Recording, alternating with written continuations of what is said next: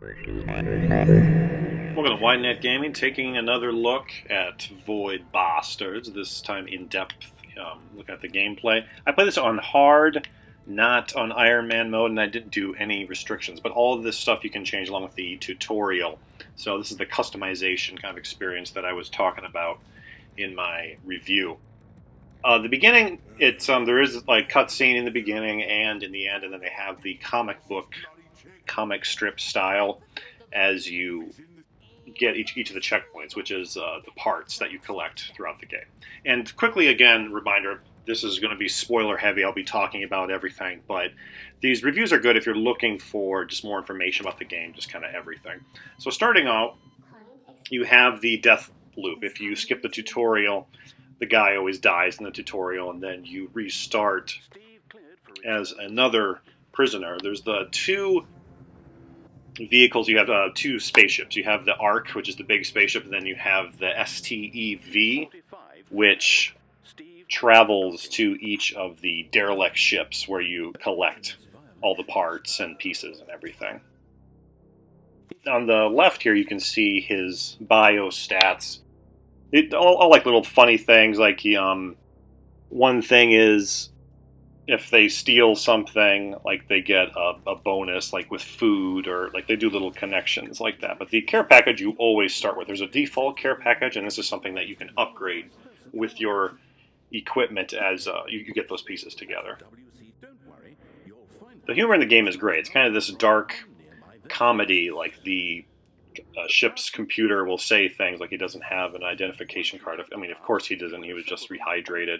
But stuff like that, where it's like unreasonable to the protagonist. So you see on the right there, that's the action item. That's what you want to collect. You need different pieces of equipment to put together to put that action item together. And there's two ways to get them. One is to find the piece board a derelict ship. Another way is to build the piece yourself with parts that you've collected, and you combine them, and then that puts the piece together. Starting off, here's the first ship. You just have the gun, the pistol, early on, but then you'll collect. You have your primary, your secondary, and your indirect. You collect those as you put pieces together. Starting off, you have your map, your overmap of the ship, and you decide what to do. So here you see in the top, there I am on the green. And then you take a look and kind of decide the route you want to take. Early on, it's the ship's bridge you want to go to, and then also keeping an eye for where the oxygen is. And if it doesn't have one, then you have a time limit, because you see in the top right, that is my oxygen supply that I have, and there's a fixed amount that I can refill at the oxygen station. So that happened in like one of my first playthroughs. I died aboard this big cruiser just because it didn't have oxygen. I kind of found that out later. But the bridge is where you want to go first. Another factor is the power. If the power is on, with this ship it is, and you can tell it'll either tell you when you're looking to board, or all the icons for the different rooms won't be lit up. But here is the bridge. It's usually like there's just this center computer at the front, and then when you select that, then it tells you where all the item pieces are. There's an additional thing too you can add next to the ship computer. There's things you collect called merits, and with those you can find out all the enemy locations if you spend some merits to search in searching the room. It's similar to, like, other games kind of do this too with money, where it's an extra bonus to buy certain things. I'm thinking of Death Row to Canada has like money, kind of functions in that way, where you can buy stuff if you see a trader. But you have that with each type of room. The equipment you collect, things you collect by there, it's a glowing green. You notice I'm going by certain areas and then selecting them. There's a sandwich. There's also loose pieces of things on the ground too, and those aren't highlighted with the star on your map, or otherwise are green, where you have to select them. There's red lit up. There's ones lit up in red too. With these, you have to spend merits to collect them. Gas is fuel's one that is just on the floor, but you can see them easily enough. It's the small pieces, like the little, like there's a pen, There's like pieces like an eyeball and like finger, like that you collect that are different resources to build different items. You see in the top left though, there's my mini map. I've searched. I'm looking at the map right now. I see that there's no stars left, so I've searched the ship. The top left is my health. And here, one more sandwich with the health, like kind of like with the old Doom games. You can have health packs, and this is kind of coming back in games I know too, but it's not regenerative, and this is something that you do upgrade over time. There you notice all the pieces that I picked up, those go into your inventory, the fuel, food, all the various items. And early on, you can build all the pieces, and like the narrator, the ship's computer kind of tells you what each thing does. This is kind of the hardest part to wrap your head around, because like early on, through a good chunk of the game, I didn't know what was going on with all those. I would just build something based on whatever I collected. I think most people probably do this. And then later on, towards the end of the game, or right before I beat it by just building the last ship piece. Well, I found the one, or I think the last two ship pieces, actually, rather than the one before. I was able to finish it that way. And I do that with this game, too. I find one, and then I also build one. But there you notice I went to the next ship. Now I have a proximity mine because I built the equipment for it, and that gives you like a half a dozen or so of that weapon, and then you're able to find it as well by searching the ship.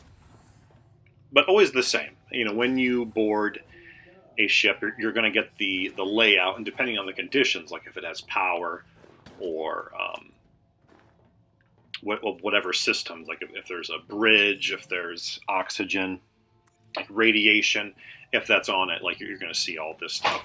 And you kind of get the gist of how to search the ship, but it doesn't play the same as other like shooter games. You don't want to approach it that way. It's in the like survival. And here's one of the explodey enemies, the tourist.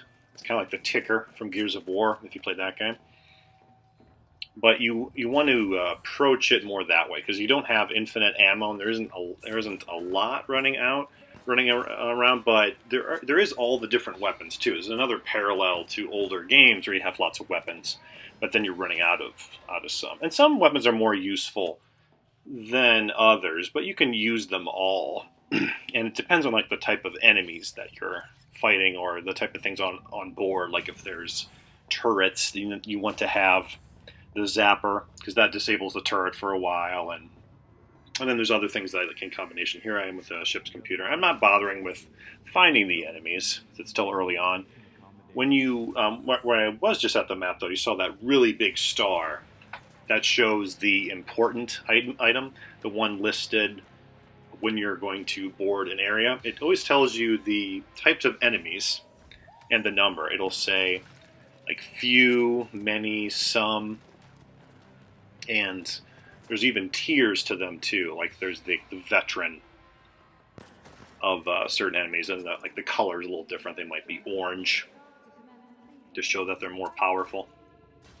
There's my proximity mine. And I just decided to shoot him. Like that one I can run over. I disabled the security. I didn't even notice that gun, but I'm going to do it again.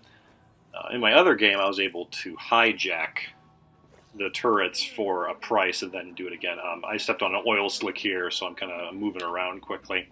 Here is the genetic, like DNA modifier. With this, I have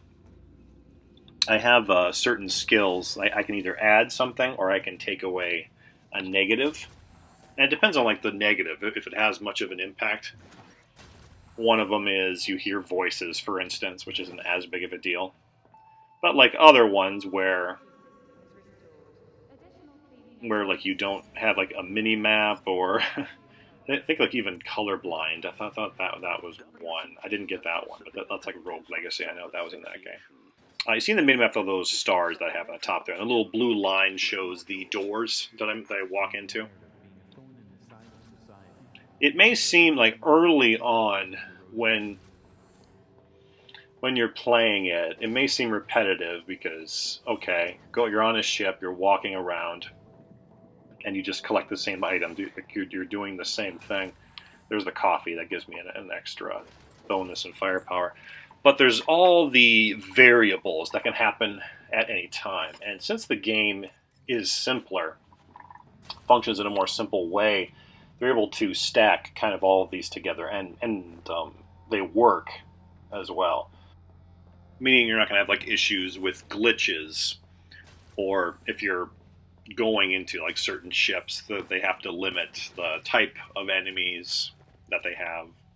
So sometimes you have kind of this stuff with games, and that adds the variety. You also have the ship, like if there's fire, if there's like electricity, type of systems aboard. It changes like that tactical approach, like I was talking about, on like where you go first and second and all that, and the controls too. Like it's easy to jump in pretty quickly because if you walk around, nobody hears you unless they see you. But if you run, then they can hear you. But you wanna be running in order to get away. Here's the recycling machine. With this one, you can deposit like the materials I had, the bio, like the finger, and that gives you some merit points.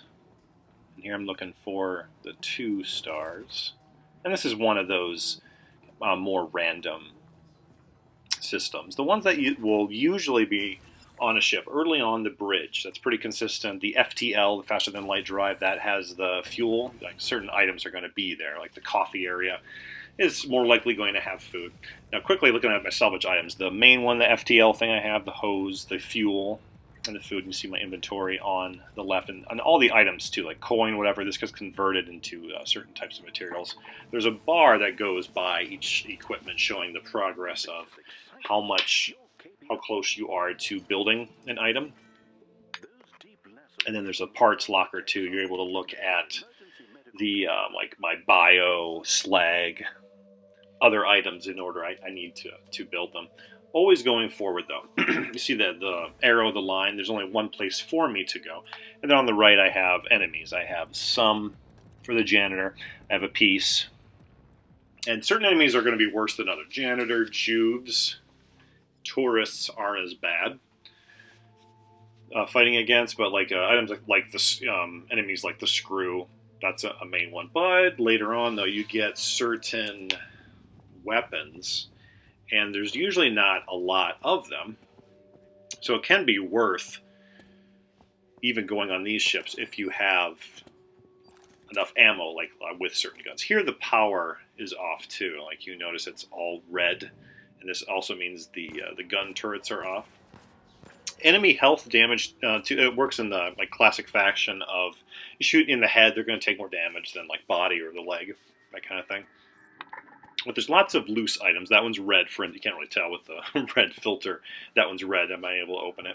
But you can't open anything when the power is off, and you can't use anything too, like oxygen, important stuff. So you have to have the power back on, but that also will turn on like security, turrets, that sort of thing.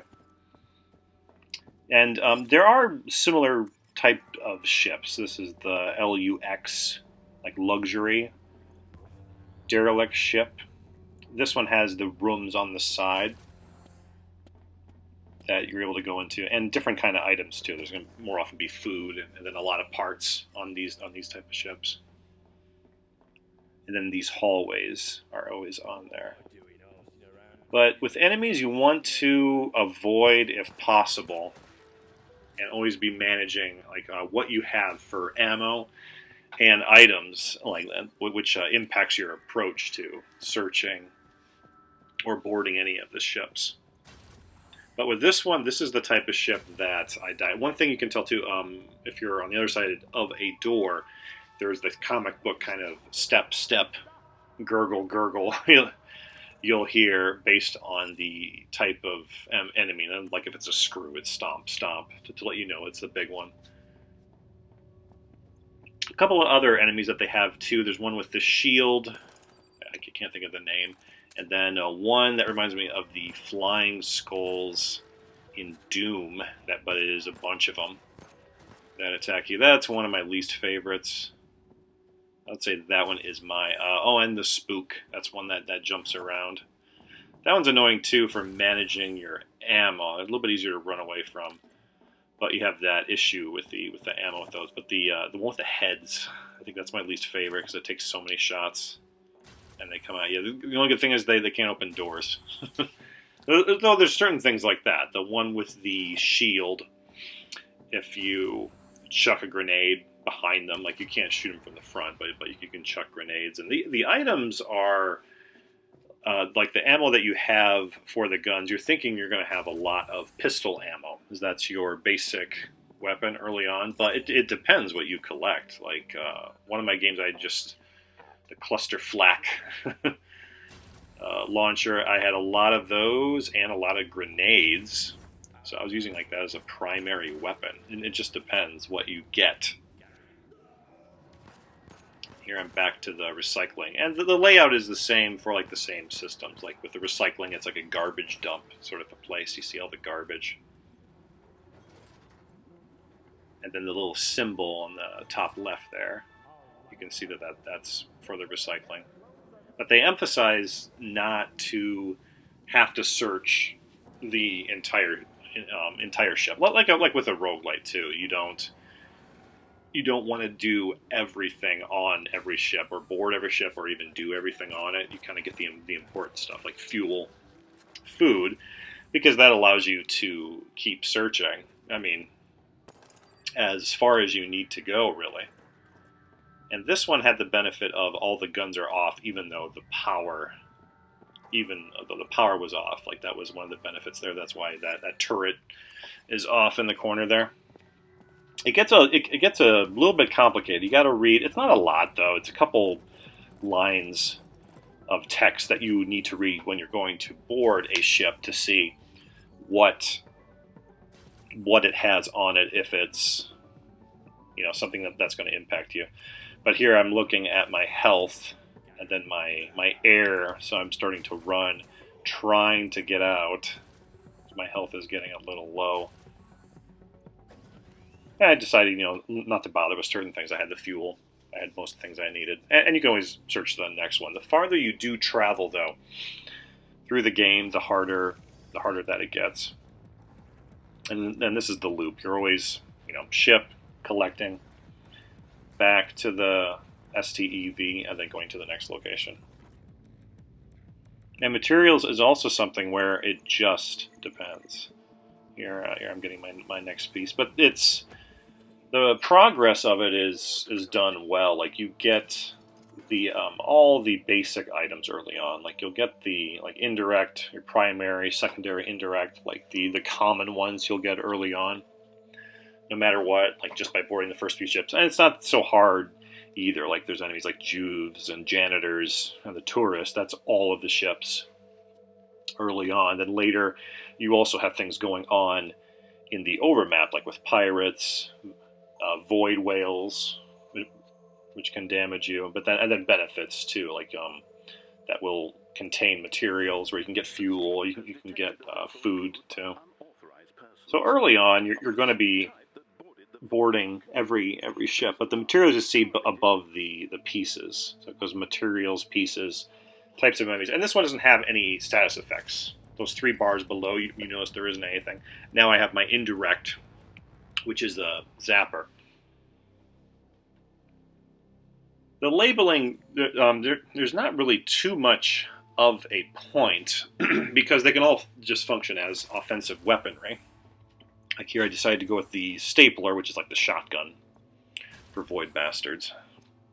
And oil slick is there, but I still walked into it, so I'm going to slip and slide around. And there's benefits with the equipment you get. You can build something where the fire doesn't affect you. But here, there's that one guy, and you see I only have 12 staples, 6 in the clip, and then 6 extra. I'm not bothering to shoot him. Merit is also, like with resources, you're able to collect one of those. Security, it turns it off. The one thing I found a little bit tricky was with the doors. You got to really look at those blue lines to see which room you're in. Because sometimes it'll be a star kind of placed off in the corner, and you don't know where to go. There's my zapper. And then the bonus with the security, I can permanently shut off the security. This is one, some of them you're going to do, like oxygen. You can kind of guess what all the other ones are going to be. Oxygen, you can extend the oxygen supply more than what you have. And here I'm actually using a zapper to get them.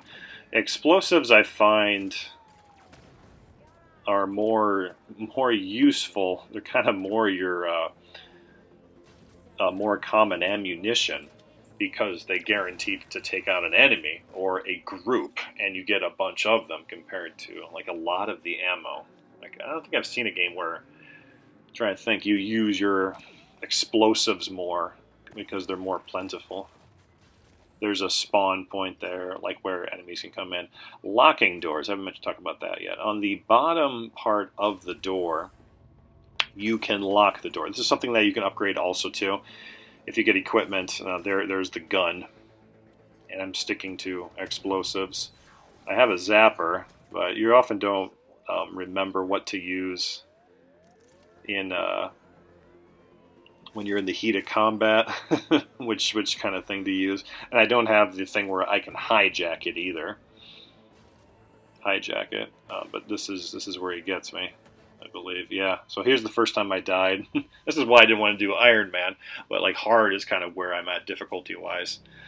So same cutscene every time where you die, and then your pack goes back to the ship, and then it goes back to the Void Ark, and you started each section over based on the pieces that when you have collected the narrative, the last narrative piece. So I didn't collect this one yet. I was still searching them, so I'm starting square one, but I get my care package to start over again, and then you see in the top there. And some stuff you keep, like ammunition. Ammunition you don't.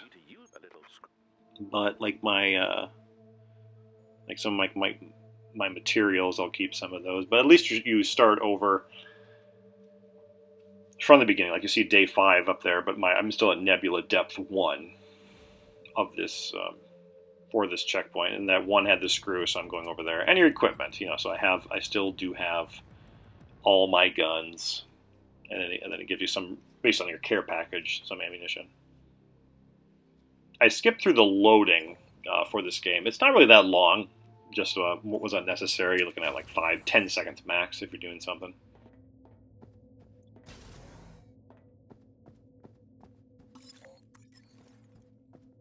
You're doing a lot of checking of the map, kind of going back and forth. It's easy to remember like the direction that you're going, like turning around here and there. But the mini map does help. Like you see that icon, so I know it's oxygen.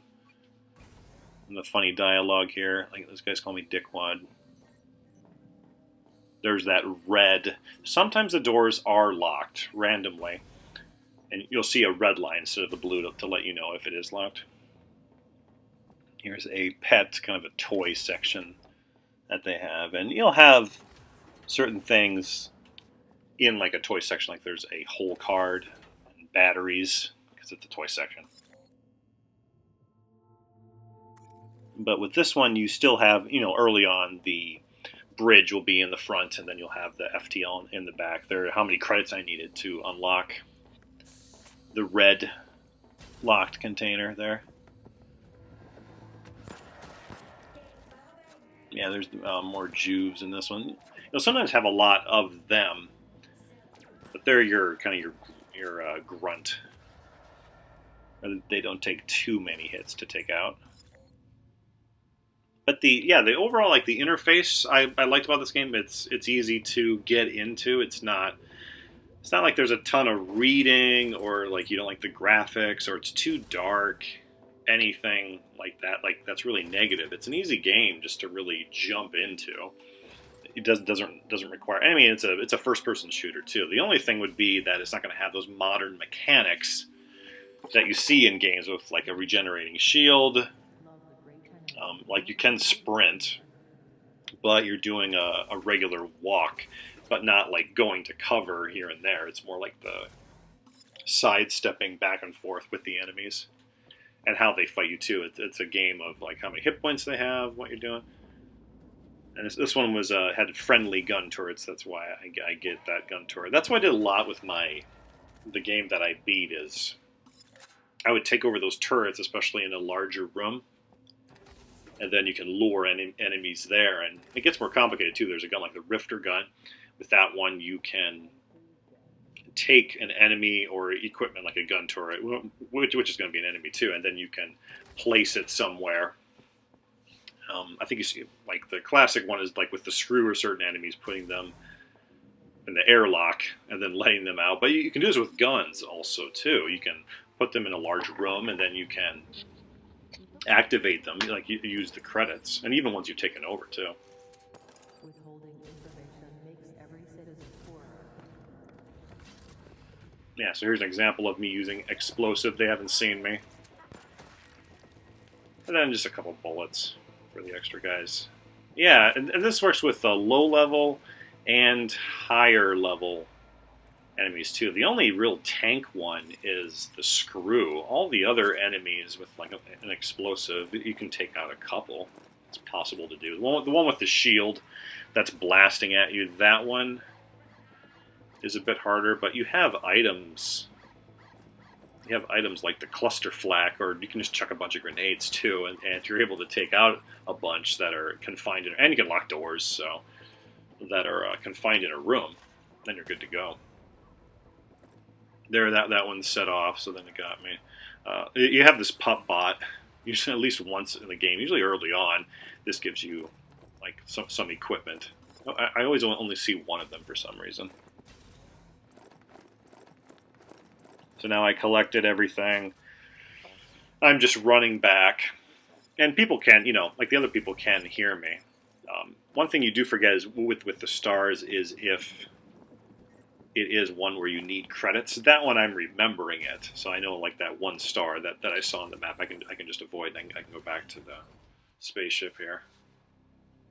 Little tips in between too. Like this was telling you, like luxury ships you can get for like more food. And other ships too, like there's a healing ship, the Exxon, XON. You can heal all your health, and you have this with places in between too. It's not just derelict ships. Some will like just have food floating around in an empty ship. The workbench though that part's not hard because you know what to build. You want to look closely to make it easier on yourself. The items that it's required to build. When you go to the workbench, if you press Y, or whatever platform you're playing at, it'll tell you in the top there, you can go over to the equipment. So there's small equipment that together build a piece, and then the equipment that can build those is like slag, all the materials that I'm picking up. So gradually, like these kind of weapons, like the kitty bot, the stapler, everyone's going to get early on. Like these are your starting weapons, and like there's a rarity kind of element to this game, where more things are going to be more common than other with like parts. Materials are more all over the place. Bio, I would say, is more common with those. Here's an example: the power's off. That's why it's grayed out. You see each of the systems. And another indicator is just that it's red too. Lets you know that. But here I lucked out, like the power's right in the beginning. This can be more of a pain if it's farther away on the ship because you can't get oxygen. You still have to fight enemies. If there's locked doors, so you're keeping an eye on your health, but also your oxygen too, because that can deplete pretty quickly. And here's my ambulance. This is the one where I can heal myself. Yeah, but going back to the variables, this is a game people would complain is repetitive. You have things like the enemies. The types of enemies that you're going to encounter in certain weapons are better than others. That's a factor. The type of ships you have, like there's certain systems on there where some are kind of better than others, or you need things based on what's happened. And then the another part would be like the equipment, the stuff that you have stuff that you got already, or even like the amount of ammo you have. And then even on top of that, with the ships themselves, also is the kind of status conditions. Like if there's a lot of smoke, if there's fire, and then all these work together too. Like with certain enemies, it can be a negative for you, but like you saw with the video here, there's a stationary gun. Here I wizened up. The zapper is useful. Kind of collecting items along the way. This also works on like regular enemies. Here I can't take it over. But you have all those things going on, depending on the type of ammo you have, even like the combination of enemies. Like the tourist I kind of like, because even though he can surprise you and explode, he does damage to like other enemies as well. So even if there's many of them, it can be a benefit, because he explodes and then he takes away a lot of the health points of like some of the stronger enemies. And this guy can zap too to get around, but not quite fast enough. But one thing that happened to me with this game, you learn little things too, is I ran out of ammo. Because if you have a lot of enemies, even like bullets, you can run out of. So like with the tourist, the exploding one, I ended up running towards and running back, even though people can hear me. That way he blows up at least. Here is the health station. And the layout of these rooms is always the same. This kind of looks like a theater for some reason, but this is it always has like the curtains on the side, and then you have the seating. I'm able to. It's kind of like with oxygen. I can heal partly, or I can get a lot more. And you have types of items here too. Like here I have a finger bio. That's something you would expect in kind of a med area.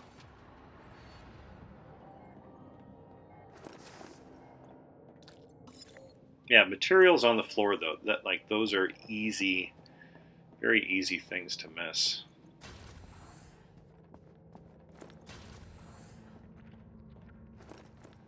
There you saw the squelch squirch.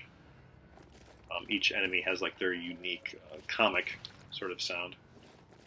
Yeah, and it's like aesthetic wise, like Borderlands. I'd say gameplay. I mean, it's a first-person shooter. It doesn't play out the same way because you don't have the like crazy amount of weapons and customization.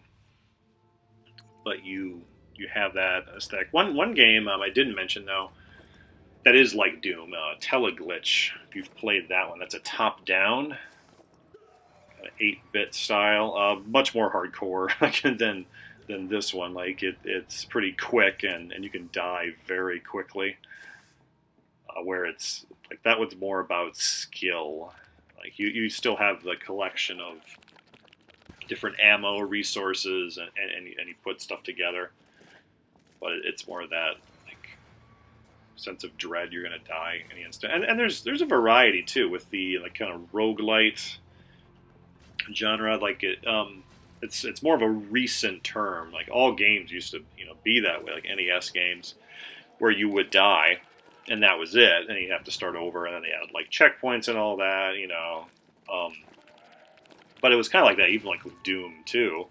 You could save whenever you wanted, but you could play it in a way where you never saved it, or you saved every level if you make your own checkpoints, kind of a thing. But yeah, some of them you have it where it is like hardcore, where you die. It's fast paced. It's action focused. Here I'm deciding to leave. So I got all the items. And then other ones you have the planning element. Like when I mentioned Death Road to Canada, that's one where you have the text in between. You're deciding what to do, and you have certain materials, and like that would be more similar to this, where you have that planning, but then you have the skill part when you're on the ship. How well you play. And other games too, like Spelunky, it's planning your moves, not your items as much, and like taking risks, going certain places where you can die instantly. Here I'm at my parts. There's also a recycle mode. You see in the top left there with the X, where you're able to, if you have excess parts, you can recycle it into the materials, which is in the bottom left there. But here what I'm doing is I'm looking at the parts, seeing how much I have for materials. If it's highlighted in white, I know I have enough, and I'm able to build it. If it's not, one part could be highlighted in white, and then I'm kind of deciding where to go depending upon that. There's a health station as an example. Another one with fuel. So you can go to those places too. This is more like FTL. If you don't want to fight a ship, or like if you're going to a trading station, they have that too. Like they have a area where you go first person, but you're able to go to a trading station and you can convert certain materials into other things. There's a locate mode for the. This is an equipment piece that you get, but there's a locate mode for your parts too. If you're looking for a specific part, you're able to locate it, and then that'll show up on the overmap too. Otherwise, just the part for the progression of the story shows up that you need. Here, one of the new items, my secondary I had, is a silenced bio gun that gradually takes their health away. You always see in the top right certain status effects. Green is good, red is bad. There's the radiation, mumble, step. And you kind of get the gist of the type of enemy. You remember like certain words like behind the door will tell you. And that lets you know like what enemy is there when you hear that. Like that's the janitor. He sometimes makes that one. Here I hit him and his health gradually goes down. This is kind of like Borderlands too, where I think you see the health bars, right? And then the health gradually goes down. This is the radiation station. You have that. There'll be radiation leaks, and then the tourist, there's a variant where he explodes into a radioactive mist. How the radiation works, it'll be a separate bar, kind of like your health and your oxygen. There's a turret I'm hitting with a zapper. I'm moving quickly here. You can hit him again and then it'll reset it, but I'm living dangerously. I'm just running. But how that works is you have that bar, and it'll gradually take your health away, but you can clean yourself off in the radioactive chamber. De-radioactive chamber, would be called. Here's a hidden point. There's vents open where you can go into like the sides of rooms. Checking out the map. A lot of the time, you plan out a route, but you're always picking up what's along the way at the same time too. So, like, oftentimes I won't know where I'm at in relation to like my escape point. So I'll have to go back to the map, and then I'll make an alternate route going somewhere else. Here's the ship container area. There's quite a bit of variety here too. Like with the special kind of side rooms that you have in each of these ships, and the sort of like items they contain. Like really, I don't see the repetitiveness being an issue, because it's not, as it is so focused on. More broadly on not just combat, but just the planning, the type of rooms you have. It really adds to the variety that you have. Just going to another room, kind of hearing the dialogue, and planning when you're in the overmap in your ship, planning where to go, and what going through your items, building pieces, all that. Like combat is the real-time gameplay aspect to it, but it's not even like half of the game. Maybe a little bit under that, because even like when you're like looking at the map, switching around, you're not like technically playing. You're kind of figuring that out.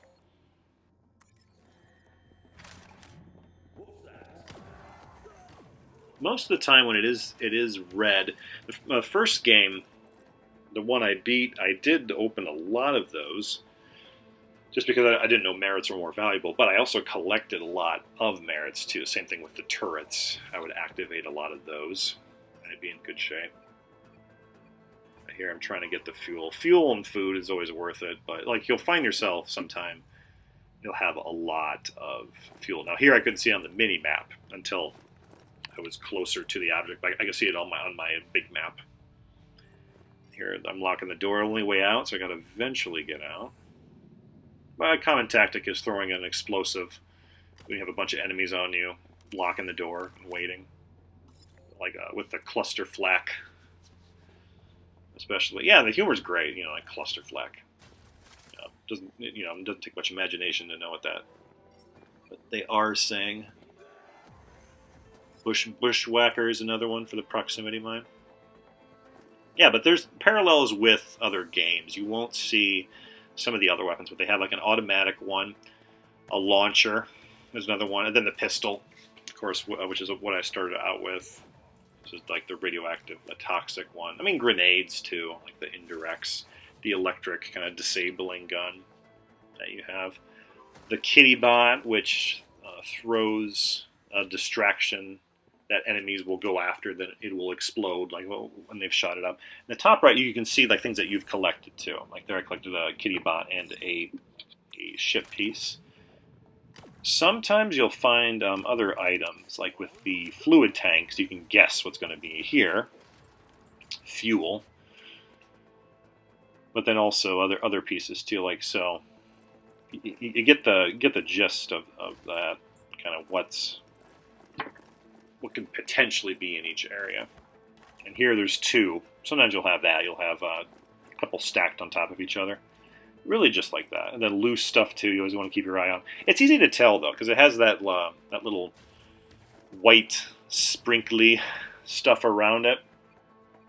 Here's the fix-up room where I can upgrade materials I've had to larger materials. You're always distracted by what is going on with all these different rooms. Like the game right now sells for $30, but it is on Xbox Game Pass. It's not terribly long either. I don't think it would be too tough to finish in a month, even if you took your time. Or just to see how the game is if you're doing the Xbox Game Pass. It took me about running through it and knowing what I'm doing in this game, about an hour. A little more, just to get the first narrative story progression, to get that first piece. I believe there's like 4 of them, but you'll die too. Like I died 6 or 7 times with my guy, and then it started over. But it keeps going. You don't start completely over. And then if you're hardcore, if you want to do you can do really hard mode, and then take out, make it where you don't start off with a gun, or you only have certain guns too. Like you can do that where you only have indirect weapons, like the grenades. So here's the part, and I'm able to build it based on the pieces I have, but I'm looking for one of those pieces. And now here you see the arrow. Here's the line printer. That is one of the items that I need. And I'm just checking out other things here too, whether to recycle or not, based on the parts I need. As the game goes on, you'll have a lot of parts that you don't need, too. So you're going to be recycling those for parts that you do need to build other parts you need. Gets a little complicated, but here I'm looking at one of the pieces that I can build. I need a latex seal, which I have it. But it tells you, too, which, if you can build a part, it'll be in blue. For if you have enough parts to build a bigger piece. So there's no confusion. It's just taking your time, kind of looking through when you get a chance. Well, you don't have to really mess with it early on. Like you gradually learn to manage those things, and it's not too hard early on. So it's it doesn't hurt to just find the piece itself on the ship.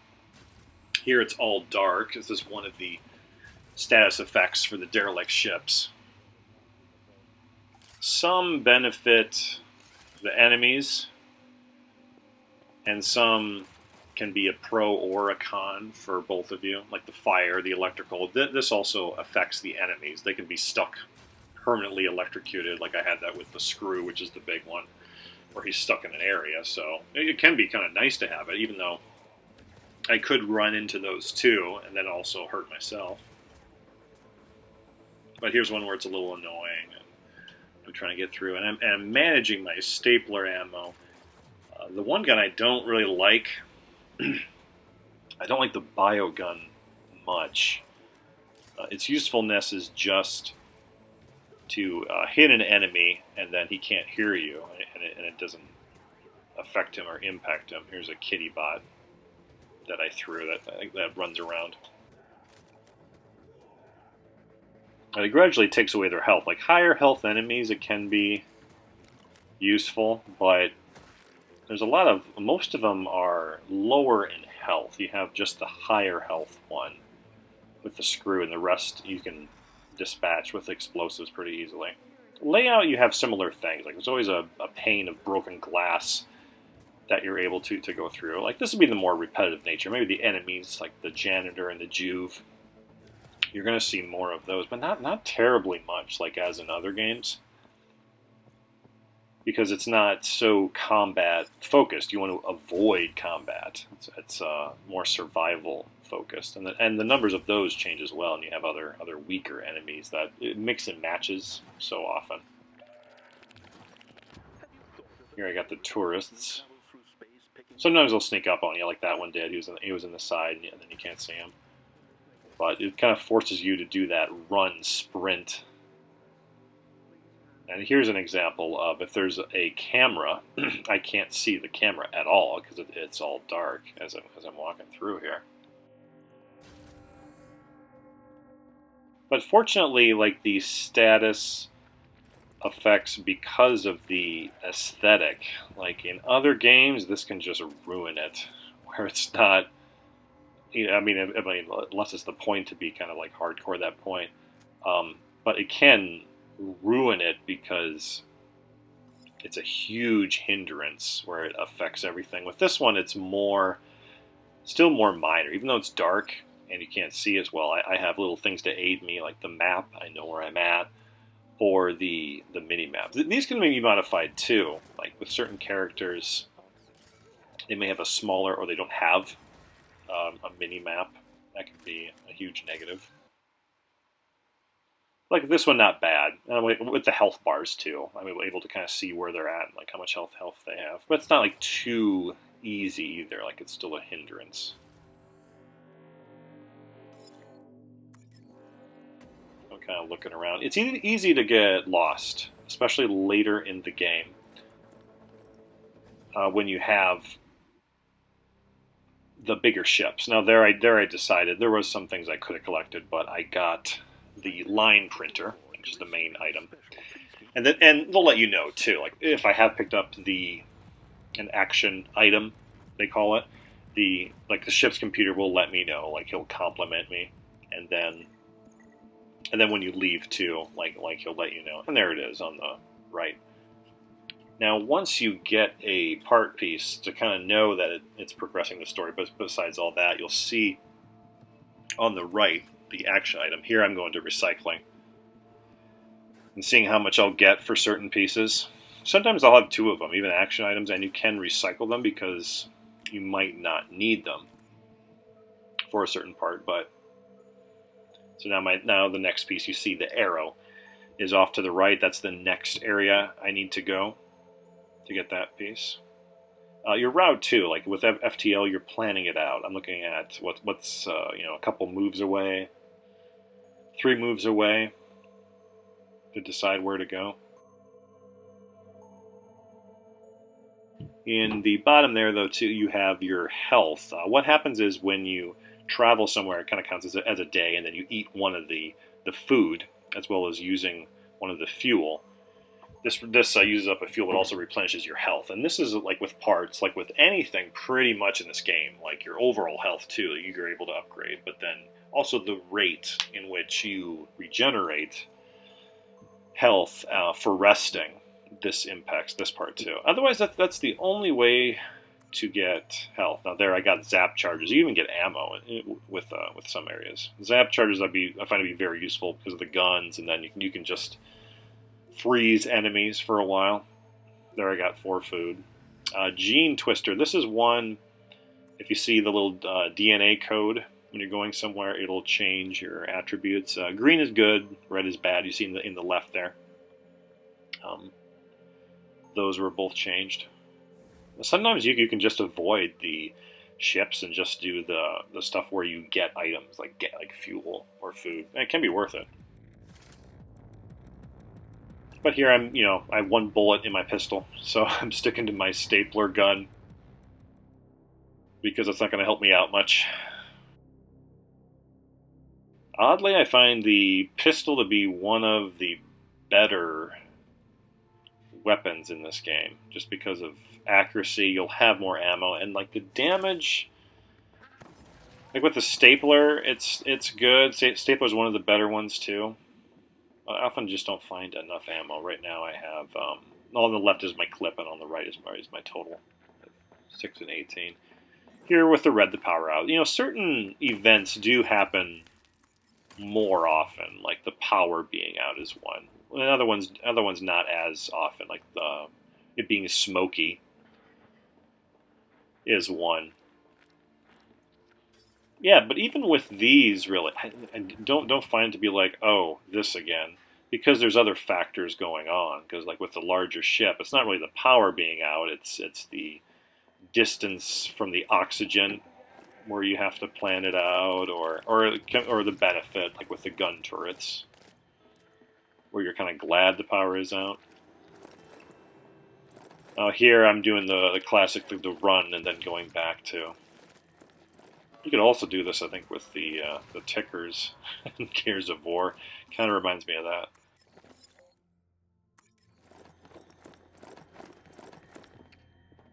And there's my ship. Now here's a bunch of them. Explosive I find to be just using them. You often, for me anyway, I often have just a surplus. Yeah, the other annoying thing with the power, once again, is just, and there it is, to open the crates that you have. But it gets complicated. You have things like the power, but then you also can't activate the bridge without the power being on. So you have to go to the power first and then the bridge. So it can complicate your planning on the map. Do I go here first, or what things do I skip? And then you run into certain enemies, and you see the bridge is on the opposite side now. So I got my fuel, and now I'm going back. But yeah, the game plays more upon, you will die in this game if you don't have, if you try and get everything, no matter what, because even just over time too, it's less to do with one enemy will take you down. Just over time, you're losing health with small things like there I shot him, and then I lose a tiny bit of health, each time. And there's like 100 more of those occurrences. Get my oxygen. And that's yet another thing to think about, like oxygen, bridge, items I need. Yeah, and then the only thing is by running, he knows where I'm at.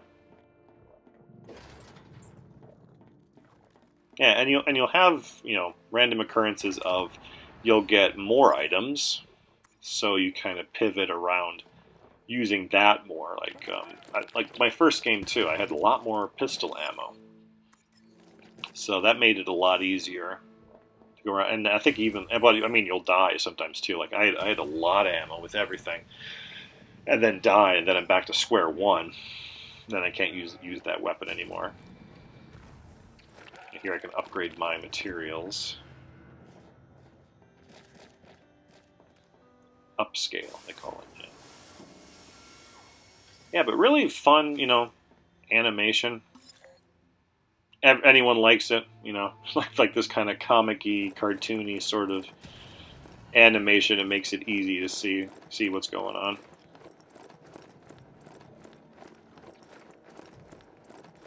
Certain enemies running works better too. Like with the tourist, he's pretty slow. He's not going to go after you, even if there's a lot of them. It takes time for him to get around. But I advise running like when it's the end of a map and you have most of the parts that you need. You can just go ahead and run.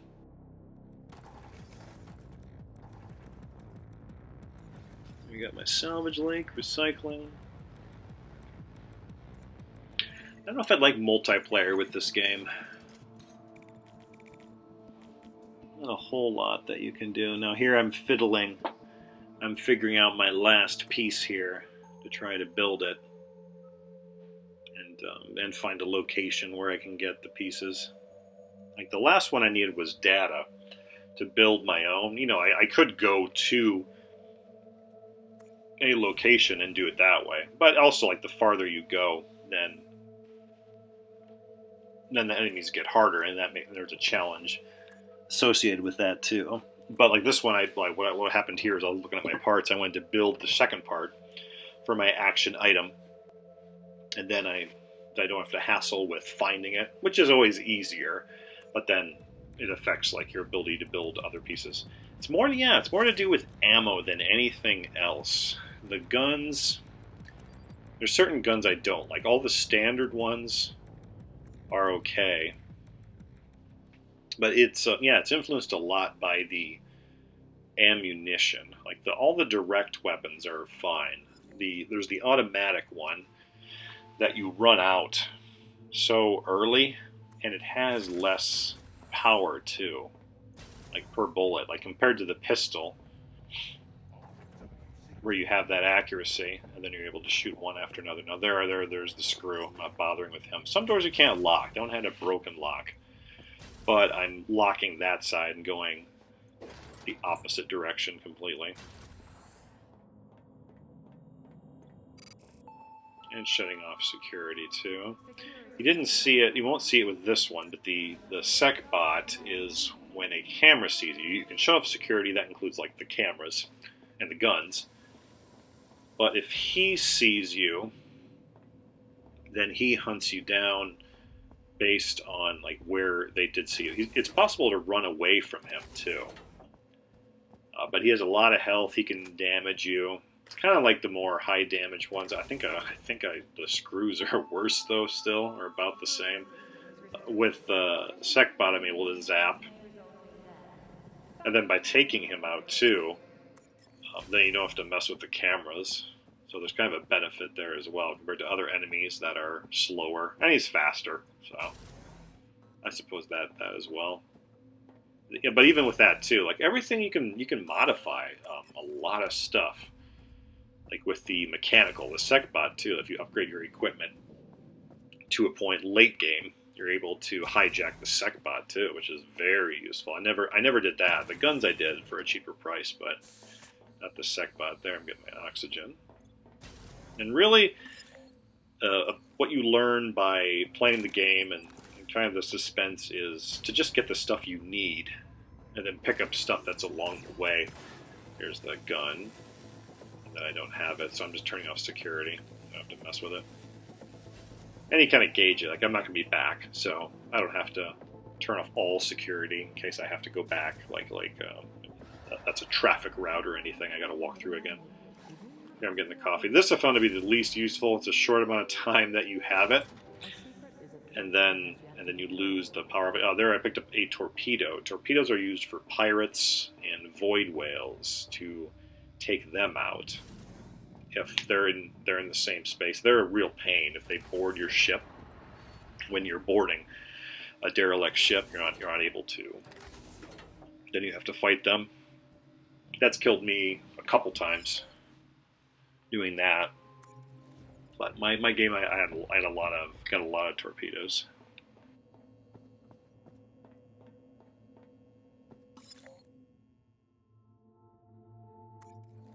Yeah, the most in Growl Stomp. That's what he says. But I'm able to zap them to get around them. And there, it's more worth running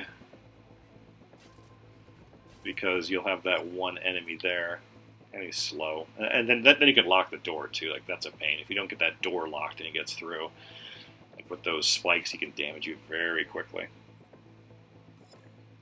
Now here I'm going back. This is the door I locked. I'm looking for the data here. I know he's here too. I gotta zap him again. But I have a lot of zappers. This is another reason why I like them. You can upgrade this to where the duration is longer when you've zapped an enemy. But that one's always worth zapping, of course. I'm still looking for it here. Or just pieces in general. And just going to the end. So I got my data. Yeah, so you have those two parts to it. Finding the piece itself and torpedoes, you can see in the salvaged items. I got some other stuff too. But you find the piece itself, or like the part that makes up the piece, and then the second part is just you can build it. Especially later in the game, if you survived for a while, you can really start building quite a bit, and then you have to start deciding what to build or what not to, and it's you can see what everything does. So it's not like interface-wise this is a problem. It's just by playing the game over time, you get an idea of what to mess with, and like the items, certain things too. Like I spend more time looking at my materials, my bio, my slag, everything else, and this creates another dimension to it because you're starting to like watch those things as well, like managing your resources rather than just relying on the different locations until you have like this huge surplus of stuff. But this is something you learn. I learned anyway at like late game. But here I'm looking at my parts because I know like certain things I can get more materials. I'm trying to get that data. And then here, sure enough, I got my ID card, so I'm able to build that. I'm at parts, and then you see in the right there, my action item, I have those two pieces, and then I'm able to build that. And it gives you a little prompt to where you can continue the story then, going to the next part. And then it goes back to that comic strip cutscene thing. Yeah, again, like the dark humor of this is great. You're that prisoner of like random prisoner and a hopeless situation sort of a thing, and you're just kind of going through all these prompts, and then you have to get the next item and the next item, and then like that's how the whole like story progresses. Yeah. So again, in summary, for this game, if this is the type of game that you would like, is you have those three parts to it. You have the overmap with the FTL thing, where you go from one location to another and you kind of see what is coming up.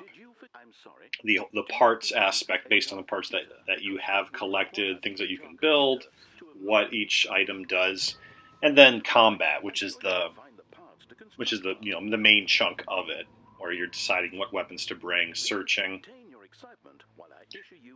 each of these like derelict ships, and then all done with in this roguelite fashion.